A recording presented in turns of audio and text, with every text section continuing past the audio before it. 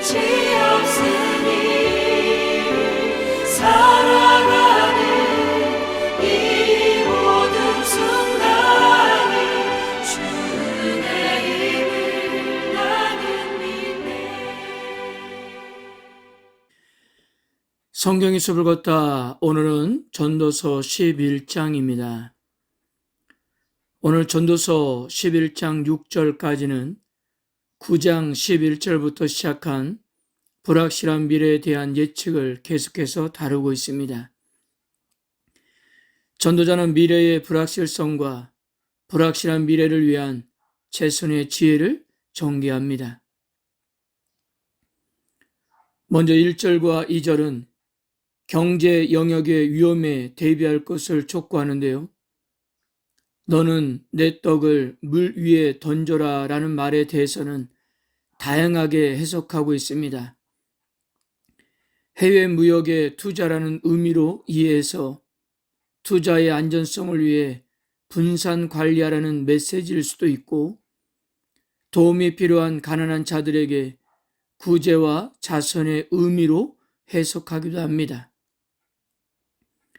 또는 물 위에 떡을 던진다는 것을 경솔하거나 비합리적인 행동의 예시로 보는 경우입니다. 물 위에 빵을 던지면 곧 녹아 사라지는데요. 왜 쓸데없이 그런 일을 하는 걸까요?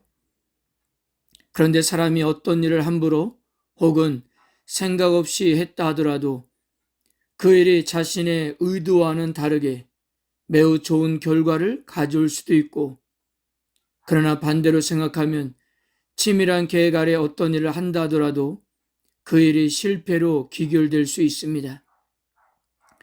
9장 11절부터 불확실한 미래에 대한 예측을 다룬다는 점에서 이 견해가 적절해 보입니다. 떡을 물 위로 던진다는 것은 그 자체로 전혀 이치에 맞지 않는 행위입니다. 그러나 겉으로 이해되지 않는 행동이라 하더라도 이후 그 행위가 어떤 좋은 결과로 돌아올 수도 있습니다. 물론 경솔한 행동이 나쁜 결과를 만들 수도 있어요. 삶은 우연의 연속이므로 확실한 기회가 있다면 과감하게 행동해야 합니다. 또한 미래에 어떤 재앙이 일어날지 알 수 없으므로 여러 곳에 안전하게 자신의 소유를 분산하고 관리할 필요도 있을 것입니다. 그러나 전도자는 어떤 방책도 인간의 위험한 미래를 방지할 수 없다는 사실을 강조하고 있습니다. 3절에서 6절까지 바람, 구름, 비와 같은 기후의 변화 속에서 미래를 예측하는 것이 불가하다는 주제를 이어갑니다. 3절은 자연에서 일어난 일은 인간의 의지와 무관하므로 바꿀 수 없는 자연 변화에는 저항하지 말고 받아들이라는 것입니다. 농부는 자연 변화를 예측할 수 없고 바꿀 수 없음을 인정해야 합니다. 이는 자연 법칙의 앞에 선 인간의 무기력에 대한 시인입니다. 그러나 4절에서 전도자는 반대 말을 합니다. 바람과 구름의 변화를 관찰하기만 하는 것은 자신의 뜻을 이루는 것에 아무 도움도 되지 못한다는 것입니다. 즉, 세상의 환경이 오지 않아서 계속 기다리기만 해서는 아무 일도 할 수 없다는 거예요. 비록 불확실한 환경에서도 위험을 감수하고 계획된 씨를 뿌리는 그런 용기가 필요하며, 이러한 실행함이 원하는 시점에 열매를 얻게 만든다는 것입니다. 어떤 위험을 감수하고 하소라도 농부는 자연에 맞서 생존을 위해 일을 해야 합니다. 그러니까 농부는 밭을 탓하지 않는다는 거예요. 5절은 인생이 모르는 세 가지를 말하고 있습니다. 첫째, 바람의 길을 모르고, 둘째, 태아의 뼈가 어떻게 성장하는지 모르며, 셋째, 만사를 청취하시는 하나님의 일을 모른다고 했습니다. 사람이 많은 것을 알고 있는 것 같지만 그렇지 않고 아는 것보다 모르는 것이 훨씬 더 많으며 하나님의 일에 대해서는 더더욱 그렇다는 것입니다. 6절에서는 그럼에도 불구하고 즉 미래가 불확실해도 성실히 일해야 한다고 촉구하는데요. 미래가 불확실하다고 해서 되는 대로 살라는 것이 아니라 미래가 어떻게 될지 모르니 아침 저녁으로 열심히 일하라고 교훈하는 것입니다. 7절에서 10절까지 삶을 누려야 한다는 주장을 전개합니다. 빛이 있는 시간 동안 즉 생명이 인간에게 주어졌을 때 기뻐하라고 말합니다. 헤벨의 세상 속에서 기쁨을 좋아하는 전도자는 신약의 빌립보서와 대비될 수 있는데요. 빌립보서는 핍박 중에서도 기뻐하라는 메시지지만 전도자는 조금 다른 각도로 이를 표현하고 있습니다.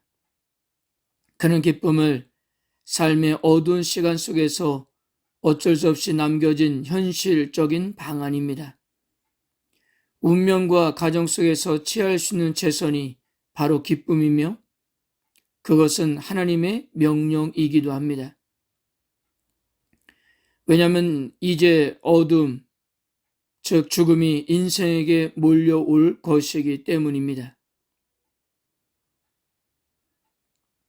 장수하는 사람이라 해도 순간을 소중히 여기고 그곳에서 즐거움을 얻으라고 하는 것입니다.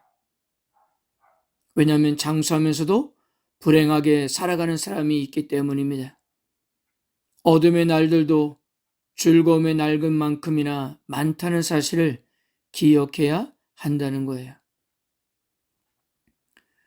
9절에서 전도자는 특별히 젊은이들에게 삶을 즐기라고 교훈하는데요. 성경 전체의 가르침을 고려할 때 이 구절을 방탕과 방종을 권하는 것은 아닙니다. 맛있는 음식을 즐기고 사람들과 대화를 즐기며 취미 생활을 즐기고 자연을 즐기고 결혼 생활을 즐기는 것은 죄가 아닙니다. 주어진 날들이 제한되어 있으니 내 어린 때를 즐거워하며 내 청년의 날을 마음에 기뻐하라고 권고하는 것입니다. 하지만 전도자는 이런 권고에 코람데오의 삶을 상기시키는데요. 주어진 날들의 제한적이니 원하는 대로 살더라도 하나님의 심판을 의식하며 살아가야 한다고 상기시킵니다. 즉 삶을 즐기고 누리되 죄를 짓지 말아야 하며 삶을 기뻐하되 죄악과 손을 잡으면 안 된다는 것입니다.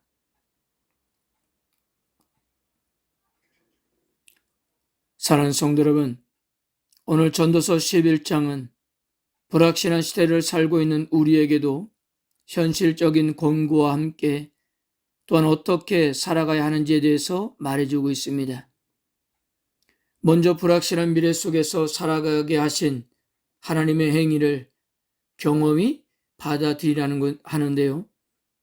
이것을 궁극적으로 본다면 하나님이 주도하신 일 그 자체에 대한 강한 믿음을 요구하고 있는 것입니다. 즉, 삶의 위험과 임의성을 받아들인다면 현재와 미래에 하신 하나님의 일에 대해서 절대적 신뢰를 가져야 한다는 것입니다. 자연의 변화, 생명의 탄생과 성장 및 식물의 성장에 대한 지식은 인간에게 속한 것이 아닙니다. 그러므로 하나님이 앞으로 나의 모든 일을 판단하실 줄 믿고 무슨 일에든지 악한 행위를 버리고 말씀을 지켜 행함으로 기쁨을 잃지 않아야 함을 강조했습니다. 그저 한순간인 인생이 우리에게 헛되지 않으려면 하나님을 기쁨으로 삼아 그분의 말씀대로 오늘을 살아가야 한다는 것입니다. 아멘.